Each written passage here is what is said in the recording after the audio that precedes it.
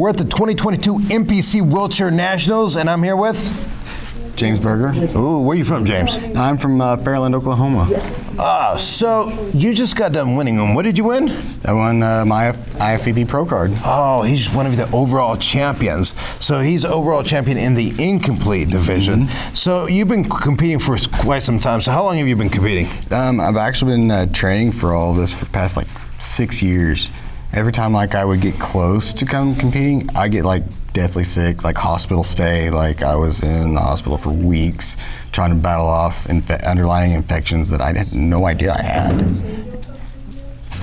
And then I was dealing with pressure sores at the same time, so all the infections from that was hindering me from actually getting here to this point. But I ended up having muscle flap surgery done, and they cleaned out all the infection, got that rid of completely. I was able to take 2 years, no infections, nothing, not even getting sick. I haven't even had to go see a doctor, which is an awesome feeling after all that. And I was able to make it to here. Got it. So where did you have a pressure sore at? I had a pressure sore right, basically where my hip bone's set. Okay. My axle on my wheelchair was actually bent, and I can't feel where the pressure is at necessarily. So the axle on the chair was giving me a pressure sore, and I had no idea until it came up out of nowhere. There was no signs or nothing. So let me break down an elementary version of a pressure sore. So you take your hand or your arm and you take your finger and you poke, right? So then all of a sudden you put some pressure, and if you don't like it, you move your hand. But us in chairs, if we don't feel it, we don't know no difference. So if that pressure's still there, it's a pressure, and then a sore gets developed, and the sore gets developed from the inside out. So after so long, that's why people in chairs will lift up and do pressure releases, because it's releases the pressure. So what happens, the sore will develop in the inside, then all of a sudden, out of the blue, it'll kind of not a pimple, but it's kind of like a welt, and then all of a sudden it'll pop open. And it's hard to control, because then you gotta be bed rested, but you can't lay off. So this is the kind of stuff he was dealing with. But even though all these obstacles you come over, 6 years, you finally did it. How did it feel when you were, you won your class, and then all of a sudden you were in the battle for the overall? And how did that make you feel when you're battling out? Oh, it made me feel amazing. I finally made it. This is probably one of the greatest feelings. I can't explain it. So was you nervous, thinking I don't know if they're gonna call my name? Oh yeah, I was extremely nervous the whole time. I was stressing out about it. Because I tell James, you got to be confident on stage. You got to show that you want it. But he was confident, and he was breaking at times. But he pulled through. He had his posing, and he sealed the deal. Now he's one of your new IFBB pros. So now moving forward, are you excited about competing in the pro leagues? Oh yeah, I'm totally excited. I'm excited to be part of Arnold next year. I'm really looking forward to that.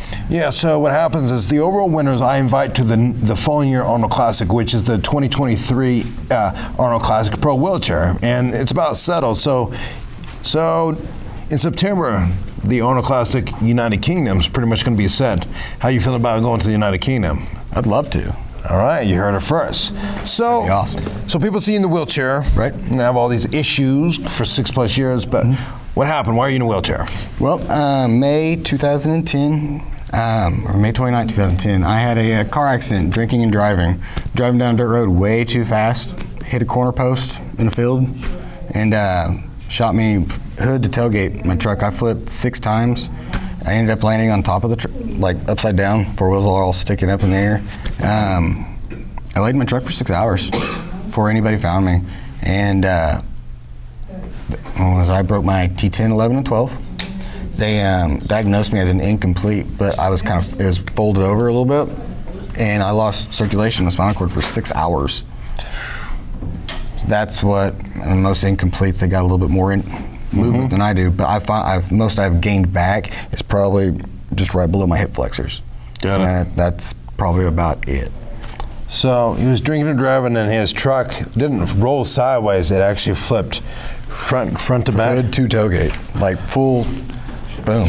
So it's the front. So you hit. Was you awake when it was kind of I don't remember much of it. So obviously he wasn't.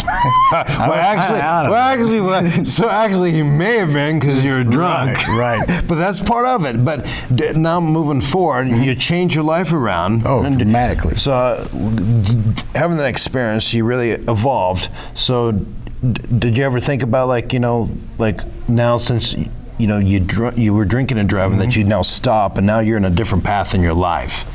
So when people see this, what advice would you give them? Because everybody's struggling and stuff like that. What advice would you give them to like overcome some depression? Don't give up. Find something that makes you happy and roll with it. Keep doing it. You don't have to please everybody. Do what makes you happy. Not necessarily, I gotta make my girlfriend happy or my wife happy, husband happy, any of that. Do what makes you happy. And then you find your place. You find your happiness. See, so his accident, because it's touchy, because he's drinking and driving, but now he's changed his life around for the better. So you never know what life happens. So going back to that day and stuff like that, and you had your accident, was it an awakening moment? The day I had my accident, it was Memorial Day weekend. Sat there, had a fight with a girlfriend at the time. Went to go drink. That was that happened. Right? See, there's a reason why he was drinking. Right. I'm drinking way too much. But after I came out, it's all right. But after I got out of it, after the wheelchair, it's hard to deal with. So I continued to drink for a while, and then it's just something one day clicked. I started watching motivational videos. Yours came across. I was like, well, if this guy's in a wheelchair can do all of this, why can't I? Right. So you inspired me a lot. So you see, so look at this. He drinking and driving, but that didn't stop. So even if you are, you get to this point and stuff like that, you can still continue. But there's got to be something more in your life that snapped. It's just something you want. You have to want something more out of life other than the same thing. The drinking's gonna kill you.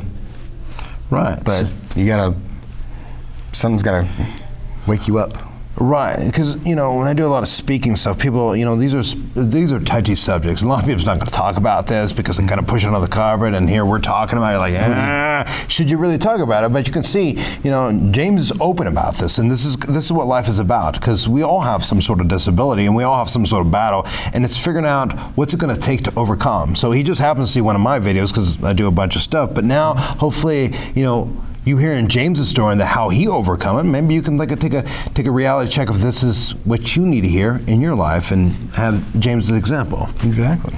So, moving forward, now you're going to be in the pro ranks, and you got support here and stuff like that. So, is there anybody out there that you want to thank? I want to thank my mom, fiance, and about helping with my food prep and all that, and especially my trainer Marvin Frost, Big Dog. We made it. Yeah, but it's a team effort. It really is a team. It took a village to get me here. It's awesome. It's been a great 16 weeks. Then all my clients have had to deal with me. I do personal training. All my clients have had to deal with me through this whole prep, so they're probably going to be extremely happy that I get to actually eat some food. So it's a good time. People are going to find you. How can they find you? You can find me on Instagram. It's Jowie, JOWIE_B. Or you can find me on Facebook. It's James Berger, and that's pretty much. Where's Jowie come? Jowie is it's a nickname. Jowie is my name. I've been called that since I was like 3 years old. Okay. My middle name's Howard, and my dad's name's Howard, and they called him Howie, so I had James Jowie. Do they ever talk about Howard the Duck? Oh, all the time. No. I can tell you my age right there. James, it's a pleasure and congrats. And this is your new IFBB Pro here at the 2022 NPC Wheelchair Nationals. Signing out.